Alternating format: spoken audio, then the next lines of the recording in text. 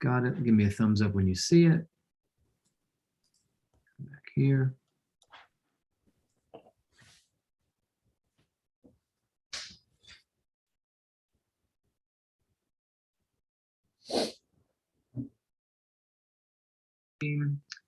Got it. Give me a thumbs up when you see it. All right. Uh-oh, that I'm over there, so I gotta close that here. Okay. All right.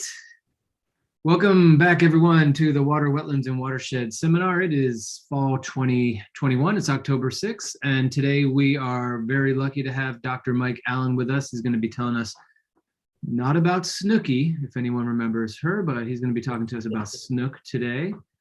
We were trying to remember some of her catchphrases, and we couldn't because we were too old. So thank you, Mike, for coming to talk to us today. Dr. Allen is a professor of fisheries and aquatic sciences here at the University of Florida. And Mike's research has focused primarily on the population dynamics and ecology of fish using both field studies and models, and focusing really on important recreational fisheries.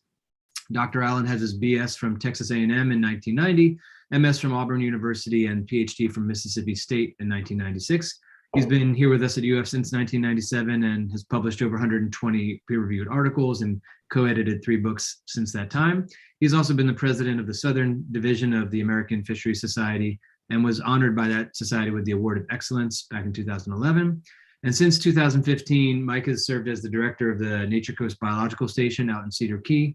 And he's doing a lot of work there, not only in science, but also in management, research, outreach, and education, and really seeking to broaden a lot of the work we do as science into really improving the environment and educational opportunities from young ones all the way through the whole, you always say K to gray, from kindergarten all the way to retirees. And we really appreciate that additional effort to bring our science to the world. So Mike, the floor is yours. Please go ahead.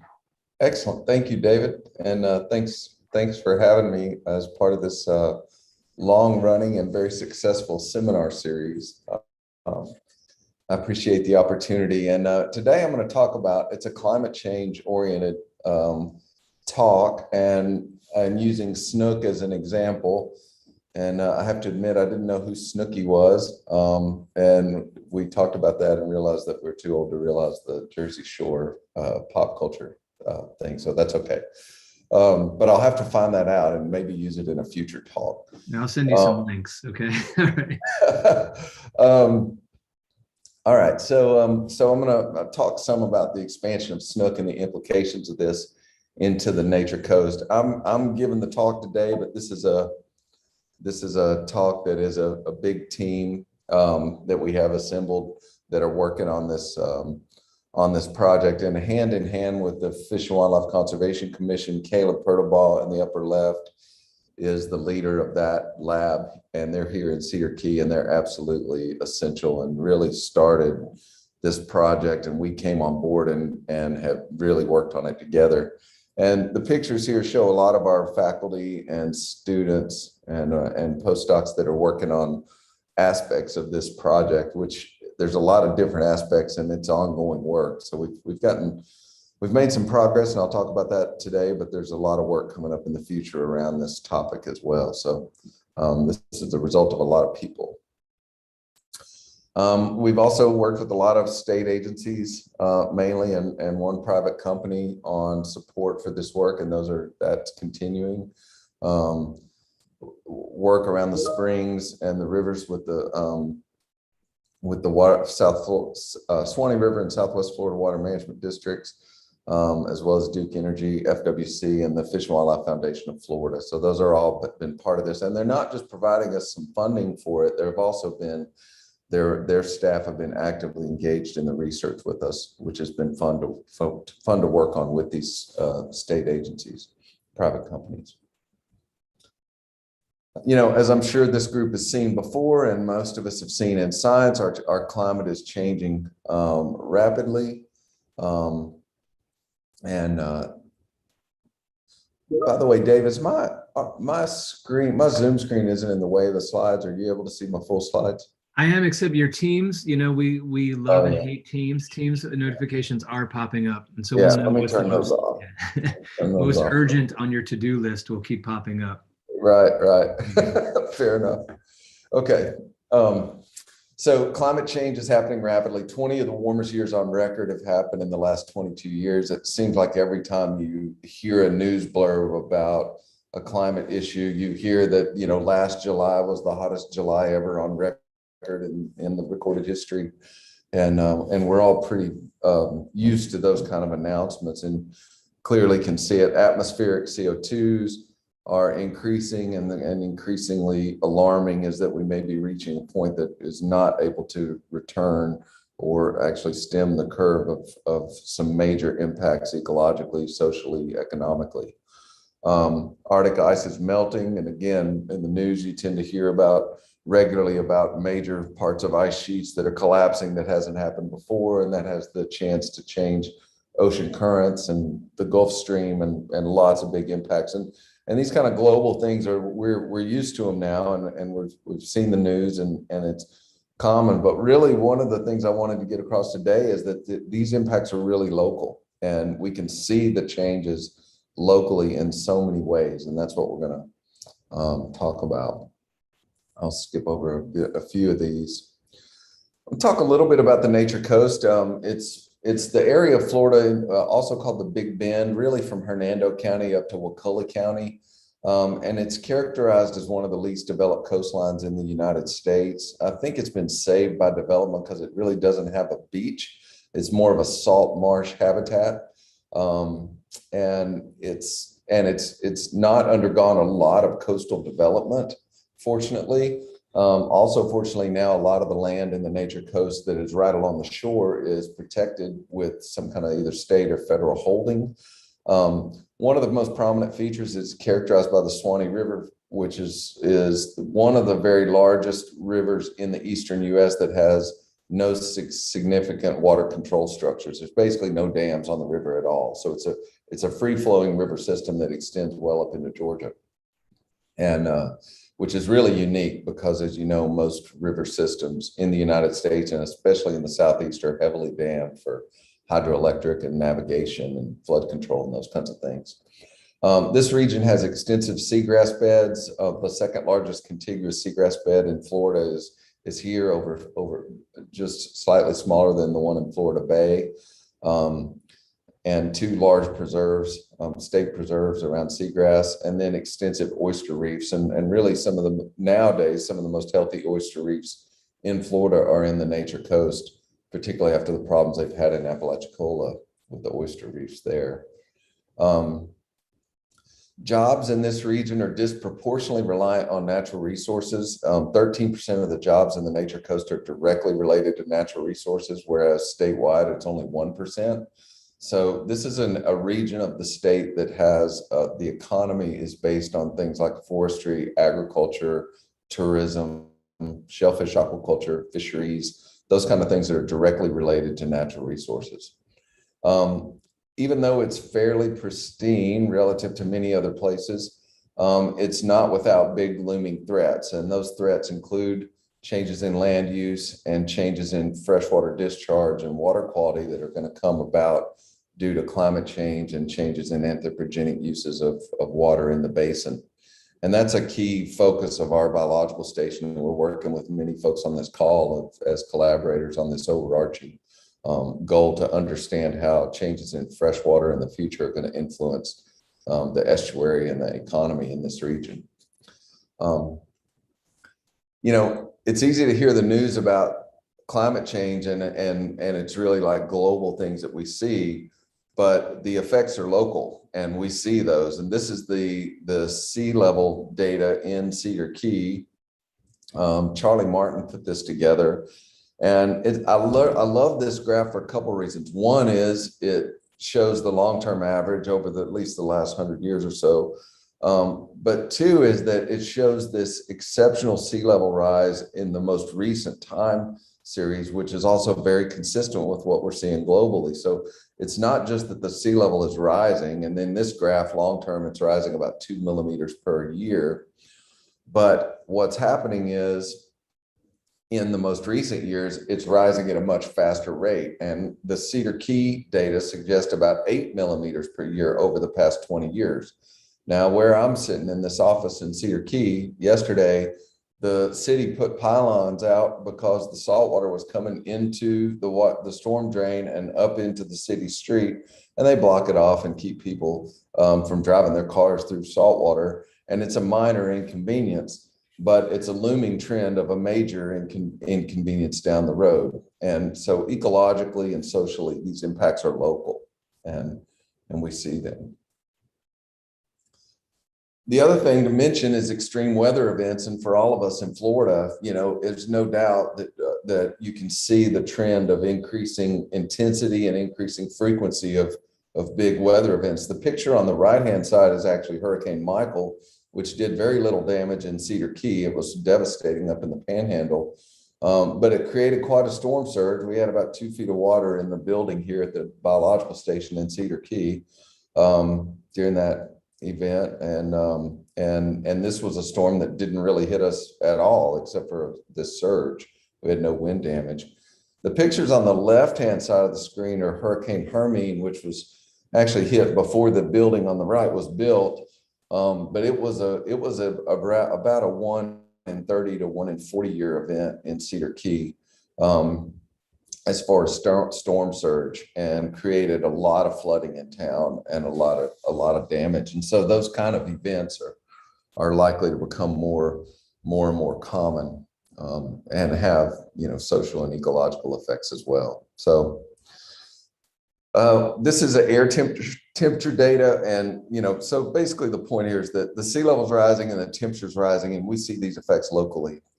Air temperature data in Cedar Key on the right, their average minimum air temperature data has gone up through time. If you look at the days where the air temperature has been greater than 25 degrees C, those number of days per year have gone up through time, and that's just here now over the past 20 years. So we can see the effects just over the past 20 years in regard to sea level rise and in regard to temperatures. So these are happening, and these are having ecological changes. And part of the point of this talk is that it's important to quantify what are the ecological changes that are happening in response to these climate shifts that we're seeing. And by understanding those changes, we may be able to identify mitigation strategies, better understand what the impacts are, and then modify management practices accordingly. And that's a key interest of ours from a research perspective, is to understand what the impacts are and identify the best management practices moving forward. So that's an important part, particularly for this region too, because it's at a nexus where we're really seeing these ecological changes. Here's a Google Earth image of an island in Cedar Key in 1998, and you can see that it's mostly oyster reef and salt marsh. 18 years later, here's the same island with black mangrove. So it's completely covered in black mangrove, and we basically have black mangrove forest around Cedar Key now, and mangroves are replacing salt marsh each and every year. Now it's not just black mangroves, but we have truly tropical red mangroves encroaching in around, and as well as white mangroves as well. So we see changes in the vegetation community that's consistent with the temperature changes that we're seeing as well. So when it comes to trying to understand what the impacts of climate change are, one of the best tools that we have at our disposal is some of the state agency monitoring data that they do, and with regard to water quality around the state. And this one is the Fisheries independent monitoring data from the FWC, Florida Wildlife Research Institute. They have 9 labs around the state that do this, and one of them happens to be in Cedar Key, which is really beneficial to us and our collaboration. The one in Cedar Key has been sampling since 1996, and they sample fish communities 12 days a month since 1996. The only time it's been interrupted was for a couple of months at the very start of COVID. Besides that, we have a 25-year record now of fish collections in Cedar Key every single year. And it's a stratified random design, so it's a statistically rigorous sampling design that allows us to look for trends, and the sampling methods have remained consistent. So it's a valuable tool, and it allows a lot of exploration across the state as well. So I just wanted to show, this is the FIM, Fisheries Independent Monitoring, I call FIM, the FIM data in Cedar Key. You can see Cedar Key down here, and then this is the Suwannee River, and the black dots are the samples over the past 25 years. So this is a very robust sampling program. The samples extend up into the creeks. The black up here samples into these creeks, and it's a very comprehensive sampling program of this estuary through time since 1996. So that's been a real benefit, and so I'll show you some of those data as we go. So this is the player here, the snook, so common snook, and this is an iconic Florida sport fish. So this is something that a lot of people come to Florida to try to catch. It's a fantastic game fish. It's tasty as far as table fare. It's heavily regulated and sustainably managed. Snook populations are not in threat in Florida. They're not overfished. They're in a healthy condition. And as we can see today, they're actually expanding their range. There's several species of snook, but the most common one, and the one we find here, is called the common snook. And it's a protrandrous hermaphrodite. It actually switches sex. They start as males, and then some of them, most of them will switch to females as they grow. They don't all switch. Hermaphroditic fishes have some interesting social cues on sex switching, but they do switch sexes. And they're subtropical species. And historically, this fish was found, the native range was considered from about Tarpon Springs to the south. And so they were not common and hardly ever seen as far north as Cedar Key. And they have mortality of snook below water temperatures of 50 degrees Fahrenheit or about 12 degrees C. So that's a common occurrence in this part of Florida. It used to be more common than it is now, but it limited the range of fish to Tarpon Springs and further south historically. There was a big fish kill, cold kill of snook in 2010, and I'll show you some data from that as we go. But the point is that cold limits the distribution, and historically has limited the distribution of snook to just north of Tampa. The Snook Immigration in Florida, and this is from a paper that we published last year with Caleb. And each of these panels is about a 9 or 10 year time. Well, they vary in years, but they're different time blocks. The upper left shows snook first being caught right around Cedar Key in the year 2000. After that, 2007, they became pretty common around the islands. 2012 to 2015, very common around the islands, and a few up north towards the Suwannee River. And then by 2018, we saw the animals distributed around the islands and up even north of the Suwannee River. So we definitely documented with their sampling program an expansion of snook into this region. It's interesting, when the fish first showed up, they were mainly just large individuals. Most likely they showed up from a few large individuals that came up from the south and began living here.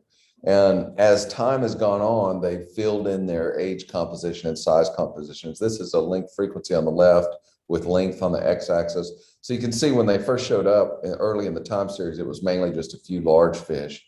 Even up to 2011, mainly large fish. And then we started seeing small fish and really good evidence of local reproduction. And now we have all sizes of snook and local reproduction documented every year. And these fish are fully established. And we've actually done a lot of records, and I've talked to archaeologists in the region.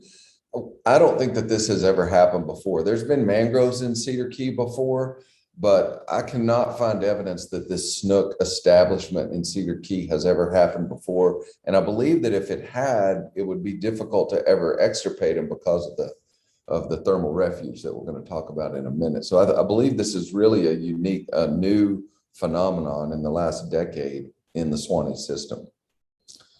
The graph on the left is all the fisheries independent monitoring data by year. And go back. And this is all the FWC data. So you can see, from 96 on, they never collected any snook until 2008. There was a big statewide fish kill in 2010. And starting about 2010, we've seen an exponential increase in snook numbers in Cedar Keys. So they're now, we have all sizes and they're very abundant. And last year, 2020 was the first year that I really saw that anglers really started targeting snook. They've been catching them all along, but really like having directed angler trips where people put the boat in and seek to catch snook in Cedar Key. And so we published this last year, and it's a range expansion from Tarpon Springs up to north of the Suwannee River. And I believe they're fully established and overwintering now. Interestingly, at the time we published this paper, a very similar paper came out in Texas that showed the same degree of northern movement in Texas, with some snook all the way up into Galveston now. So it's happening on the western side of the Gulf as well at the same time. They published that paper a few months before ours came out, which is neat. So I wanted to mention, so when we first entered this, I thought, well, we knew we had snook here in the summer, but they would not be present in the winter. And most winters we get water temperatures in Cedar Key in the coastal waters that would kill snook, water temperatures below 12 C. So my first hypothesis was that these fish would come up here in the summer, and then at the south, in the winter, they would go south, like back down to Crystal River, Tarpon Springs, Homosassa, that area, because that's what a lot of our fish do, and sea turtles do as well. They come up here in the summer and then they head south in the winter period. And we knew that we do get these big cold events. And this is a graph from Phil Stevens with FWC, and it's actually down in Charlotte Harbor showing the 2010 cold kill. And this event in 2010 was really before snook were established in Cedar Key, but it killed snook all the way down through the Everglades. So this was a major kill. And the estimate was that there was 40% of the snook on the Gulf Coast died in this event in January 2010.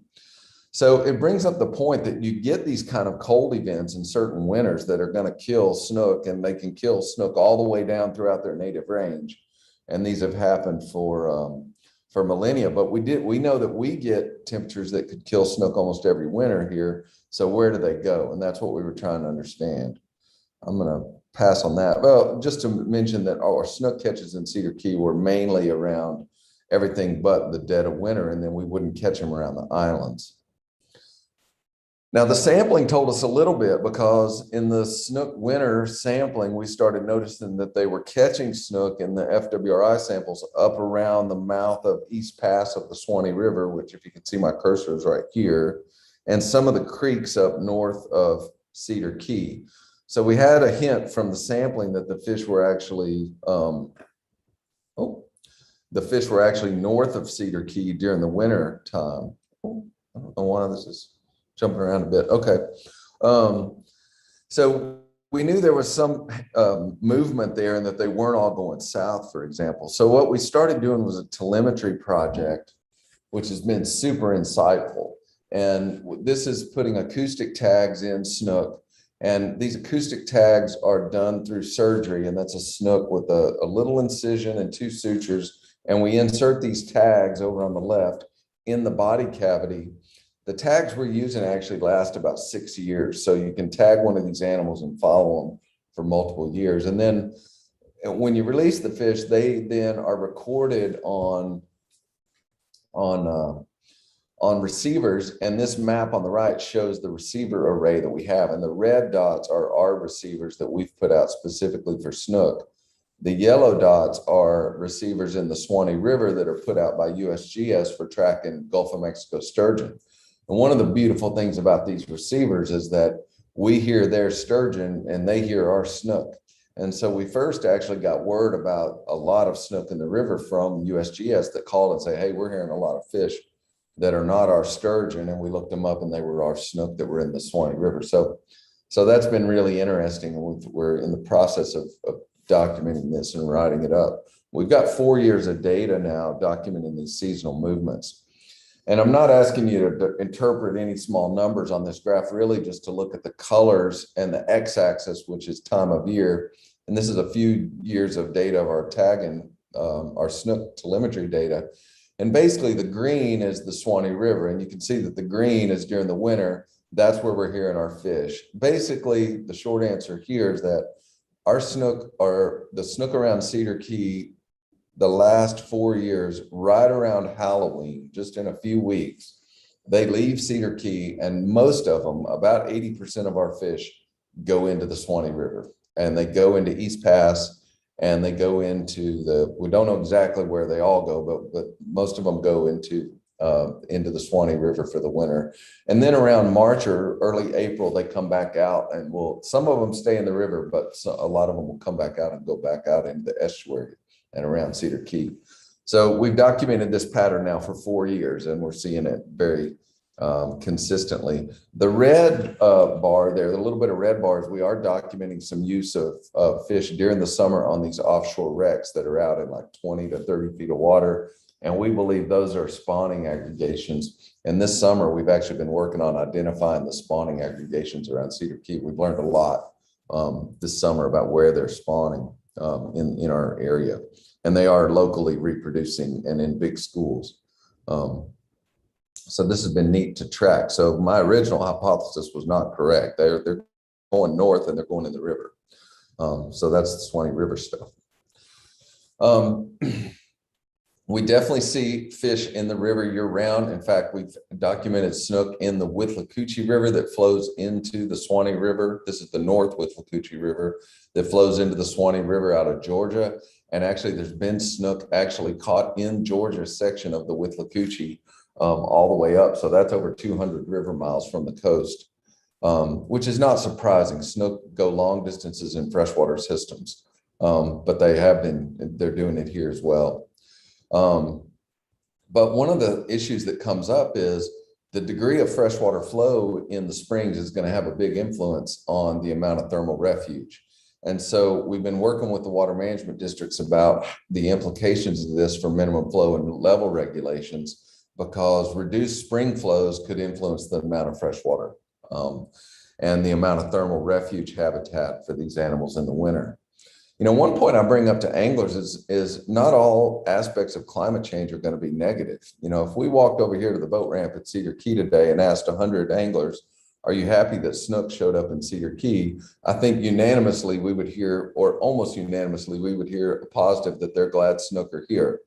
So there's some positive aspects of this, but implications as well.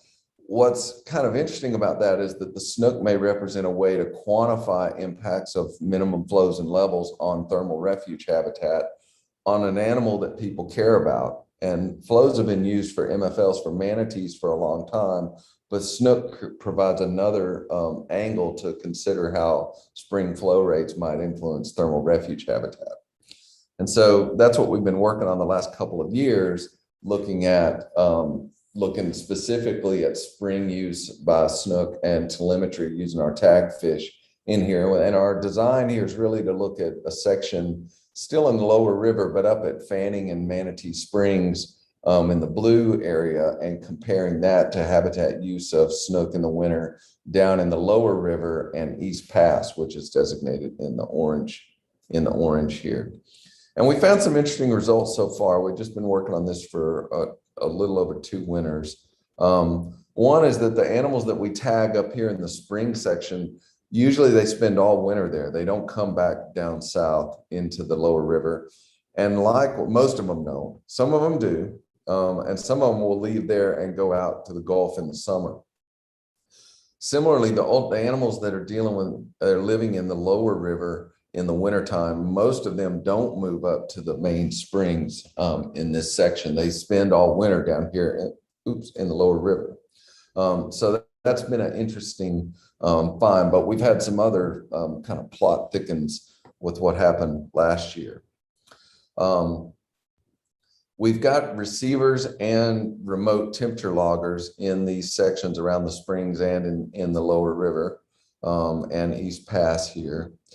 And last year we had an event, the 2 years prior to that, it never really got cold enough in the river to stress or kill snook. But last year it did, right in the middle of January.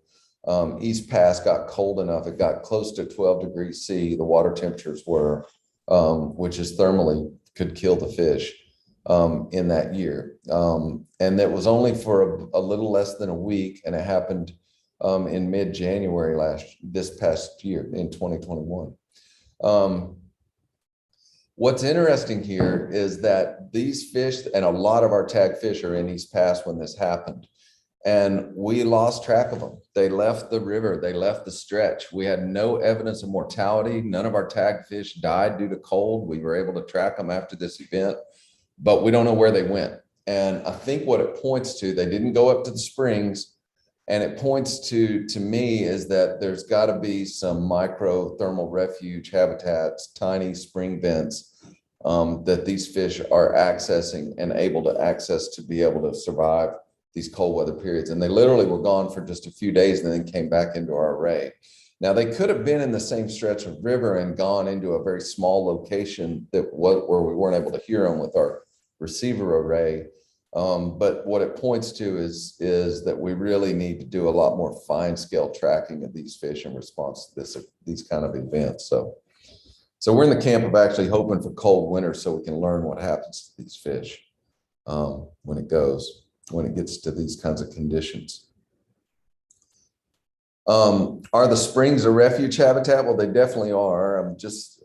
East Pass and Suwannee River during this event was down around the thermal lethal temperature for snook, but the Fanning and Manatee Springs area was much warmer, up around 21 to 22 C. And we definitely have a lot of snook using both of those springs all winter long and during this event as well. But we did not find that our fish in East Pass went up to those springs during this cold event. We lost track of them and then they came back, which I find fascinating, challenge for the next step.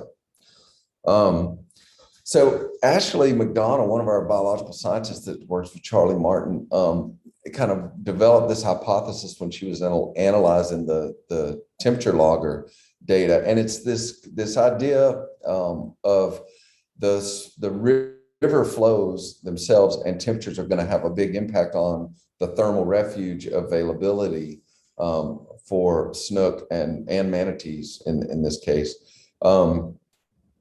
Because what happens is when the river is very high, it washes out the plume of the springs. So high discharge restrict the influence of the springs to a very small area. And there's more effect of the major spring discharges under low river flow events. The plume goes wider, the plume goes more downstream, and we see a bigger temperature signal from the springs when the river's at a low discharge. When the river's at a very high discharge, which also happened this past winter, the spring thermal refuge habitat gets restricted almost to the very limit of the spring run, like the right-hand column, where it's just a minor amount. And so the worst case scenario as far as thermal refuge habitat would be a strong cold event with cold river water at high flow of the Suwannee. That would be the worst case scenario because you're going to have less influence of the springs and less spatial extent of thermal refuge habitat. If that were combined with reduced freshwater flows in the spring, it would be an even worse scenario that you would have reduced flow of the spring and high cold river water. Would make the fish much more vulnerable to a kill. So these are some dynamics that we're looking forward to exploring more in the future. And we're going to do even more spatial sampling of the plume in these areas as we go and as we've learned more over the last couple of years. I want to finish up with just one other topic, and that's really the food web implications of these snook. And as I mentioned, the anglers would probably be happy about snook coming in to the Suwannee system, but there's no doubt that snook are very abundant now. They're in large schools. Anglers are catching them regularly, almost as regularly as the native sport fish. And we're terming, Brett Sheffers over in Wildlife Ecology was on a really nice paper in Science that termed this topic neo-natives, a snook being a neo-native. So it's a native fish. It's native to Florida, but it's non-native to here. So it's neo-native to this region. But we are expecting to see big impacts on the food web of snook being here. And you can see just the left-hand graph is the prey consumption. And snook eat a lot of predators themselves. They eat spotted sea trout, which are a popular sport fish. They eat them at several sizes. They eat sand trout, which are also a popular sport fish, but they also eat mullet, spot, anchovy, and pinfish, which are major prey items for our native predators like spotted sea trout and red drum. So there is going to be impacts of snook on the food web at some level. And those are going to be interesting to document. And we've seen a few cases like after the cold kill in 2010, where redfish down in South Florida really rebounded after snook got killed. And redfish could tolerate the cold. So we saw a relaxation of competition and more redfish after that event down there. So I expect the snook to be impacting other species. There's also a lot of prey overlap with snook and other predators, and this shows some of that as well. And actually a lot of overlap of bird species and what they eat with what snook eat as well. So the point is, understand the food web impacts of this new invasion of snook and other species are going to be important in the future. And so we're expecting to see those impacts and should be in position to quantify what they are as this happens.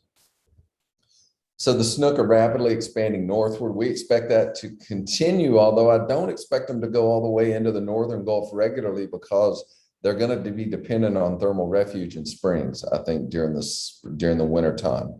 So I think as far as a permanent recolonization, the Suwannee and associated springs of the Suwannee may be about as far north as they go long term. We'll see, but they're definitely fully established in Cedar Key and Suwannee Sound. And how sustainable that is going to be dependent on, to some degree, on freshwater flows, because we're going to get cold winters and we're going to get events that would kill a lot of snook, and groundwater thermal refuge is going to be important for them to persist here. We are interested in how snook are used in different habitats, oyster reefs, seagrass, new mangrove habitats, those kinds of things. And we have a new PhD student that's with SNRE that is a Priya Valenza. She is going to work on some of these questions moving forward. We're looking forward to that work and understanding better about the nursery habitats and habitat overlap for the juvenile fish for both snook and native fishes as well.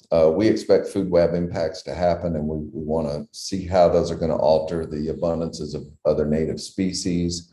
And I think this is really just a nice example of how shifting distributions of plants in regard to mangroves and animals with regard to snook could influence coastal food webs. And so we hope to work on this again for some time and see how this goes. So I want to thank the FWC staff that has just been hand in hand with us, many former students that have worked on this project, and also Alexis Trotter and Phil Stevens, who are with FWC in St. Pete, and they've worked on snook statewide, and they're heavily engaged with us on this project as well. In fact, they've both been up here sampling this summer on looking at spawning habitat for snook, which has been great to work with them. And the picture on the right is the FWC doing surgery and implanting a tag in a snook in the Suwannee River. So, and with that, I'll be happy to take any questions, and I appreciate the opportunity to give a seminar to the group. So thank you. Thanks so much, Mike. Let's give a round of applause. You can clap for real or whatever, mute or icons. But thanks, Mike. That was really great. I think it's really cool to see how this progression of scientific questions from the database, which is there, and you could use it to start things, and then diving down and down and down, you tagging fish and seeing where they go, and like this whole progression of the questions is really cool to see. As a PI, but also I imagine for students here. So I'll open it up to questions in the room, and see a hand from Christine. Go for it, Christine. Yeah, Christine. Hey there, Mike.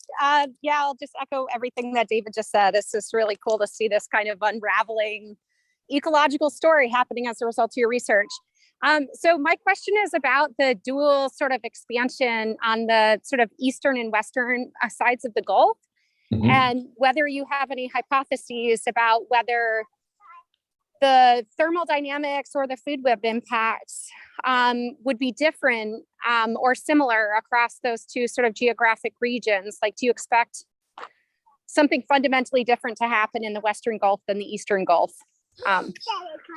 Well, I do, Christine, and they don't have the groundwater thermal refuge there. So they've had a temperature shift that has allowed the fish to move northward in Texas. But I don't know how well they'll be able to persist. And one of the big uncertainties is what happened last February with the cold event in Texas, which was devastating to even native fishes in that region. And the degree to which that affected snook has probably set them back and moved them back down south and killed a lot of fish. But I've talked to the staff at Texas Parks and Wildlife, and it's still not really known the degree to which it happens. But the lack of freshwater refuge, I think, is a big difference there. But besides that, I do expect the food web implications and those kinds of things to be similar, but I think the groundwater difference is a big difference between the Eastern and Western Gulf. So that's going to be interesting to track what happened this past winter. Thank you. Thanks, Mark. I'm not sure if you were clapping or raising your hand. Yes, yeah. Not being a student, I don't know the difference between clapping and raising your hand. So either way, yeah, Mike. Thanks for the presentation. I've heard a little bit about this dynamic, but it's really neat to see it all come together. Really nice working with a lot of agency folks to collaborate on with regards to their data set. It's just mind-boggling how many samples they're taking.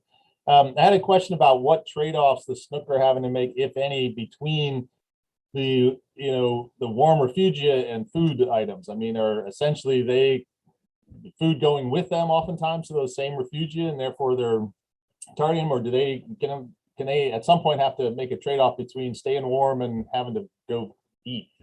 Yeah, it's a great question. We don't have diet data of the fish in the springs in the lower Suwannee, but we do know from the other work in Florida, they eat all the freshwater fishes. I mean, they eat bluegill and red ear. They'll eat whatever's there. Mm-hmm. So they do forage during the winter, but there's no doubt. I mean, there's lots of snook in the mouth of these springs in the wintertime. There's probably local prey depletion, or at least what prey would be there would probably be advised to get out of there when there's that many snook. So I would expect that there is going to be that trade-off at some level. I will say at those lower temperatures, even in the springs, with temperatures in the low 20s C, they don't have to eat much to persist. So they're not, it's not like in the summer where they would really energetically just burn up. But I do think that with the increased abundance of the fish in this area, that there's going to be some level of trade-off.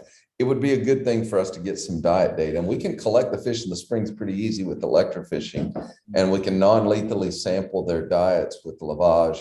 So that would be a good thing to try. We think we know what they're eating, but I wonder, like, percent empty stomachs, and trying to document, whether these fish are actually energetically challenged, and they may be warm but hungry.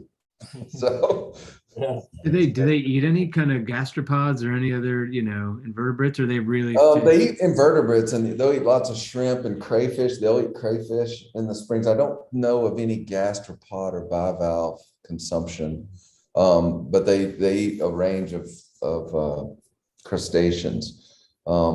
So yeah, they're going to be pretty ubiquitous predators. Calvin, you're next, and then after that, Andrew. Okay.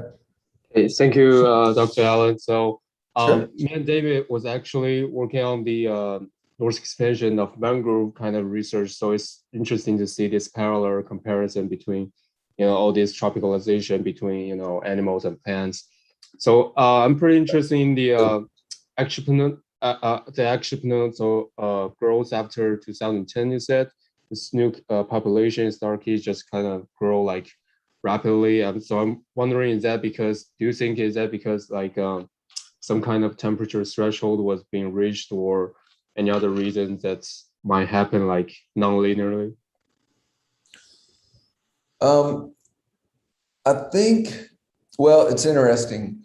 We've actually documented some really different growth patterns. And also, I didn't mention in the talk, but genetically, these fish are unique too.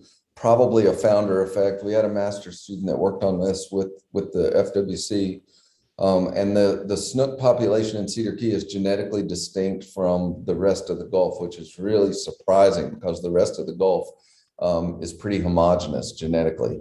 And that's probably a founder effect, that it was started by a low number of individuals with lower genetic diversity, and it may change through time.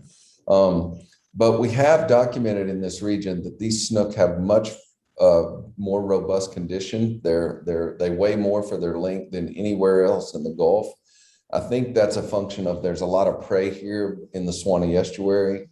It has been low snook abundance until recently, and now I think they're reaching carrying capacity. But the growth of these fish in this region is extremely fast. Part of that could be temperature. I mean, fish do best at moderate temperatures where energetically it's not as demanding to survive the summer, and also abundant food. So we are, I'm not sure if this completely answers your question, but we are definitely on this edge of the range seeing a difference in growth in snook compared to the rest of the Gulf. So. Yeah, Mike, I think Calvin was addressing that it was like a slow increase and then boom, after 2010, the population, not the growth rate like physiologically. I see. Was it like something that triggered something? Yeah. No, I think that, thank you. I think they reached a mass where they began reproducing locally. And I think that's when they just exploded. And it was just a few individuals. And then all of a sudden we had local reproduction and they grew up like crazy. So the most recent data, I'll add, actually shows a leveling off. So I think we're nearing the carrying capacity in this region, but we'll see as it goes. So cool. Andrew, Thank you for answering. Yeah. Yeah, thank you, Calvin. Andrew, go ahead. You're muted. Got to say that every once in a while. Okay, Mike, that was a nice talk. I've heard bits and pieces of the story of having chatted with like you and Charlie and others over the past couple of years. So it's really nice to see it all coming together. I just want to go back for a moment to the earlier question about diet, that kind of along the lines of what market raised, but kind of on a larger scale. I'm just curious if you've seen or there's any evidence that some of their prey and actually maybe some of their competitors are also moving northward along with them. Like basically, I mean, obviously the focus is on snook for obvious reasons, but like whether there's some of their kind of like associated communities moving up and how that might be factored into what you see or might expect to see, down the road. So far, the prey species that they're eating and that we're seeing in the sampling are the same prey species that they would eat down south. So it's not, we haven't seen like all of a sudden there's a new pelagic prey or planktivorous prey that we didn't have before. So far that hasn't happened. It's kind of the regular players, and things like the herrings and the pinfish and that kind of stuff are ubiquitous, and they're the main ones. We are seeing other shifts in the fish community. I mean, they've collected parrotfish in Cedar Key. I mean, so it's not like the community is shifting, but prey wise, it seems to be the same players that it was before so far. One of the interesting things is the habitat use of the snook is, I believe we're seeing evidence of spatial segregation of snook from red drum, at least red drum. We do catch snook in some of the same habitats that you catch red drum around oyster bars, but the snook occupy a different habitat, more like deep channel edges and that kind of stuff in large schools.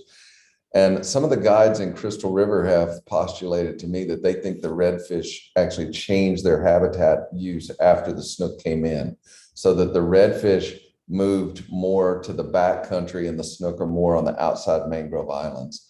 And it makes sense that there's going to be some spatial separation there. And I think we're seeing that in multiple things, but it doesn't appear so far to be a shift in prey composition in response to climate change. So that's it's good, good thought, good line of questioning there. So, yeah, thank you.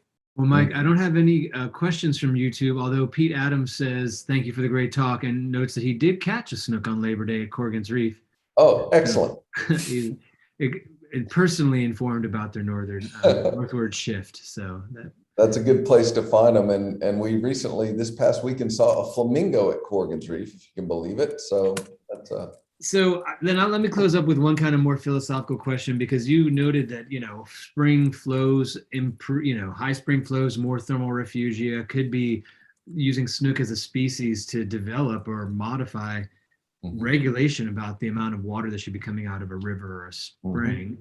Then you also called the snook a neo-native, which is, I like the term. But, so at what point should a regulatory framework for a fish that is moving into a new range due to anthropogenic climate change?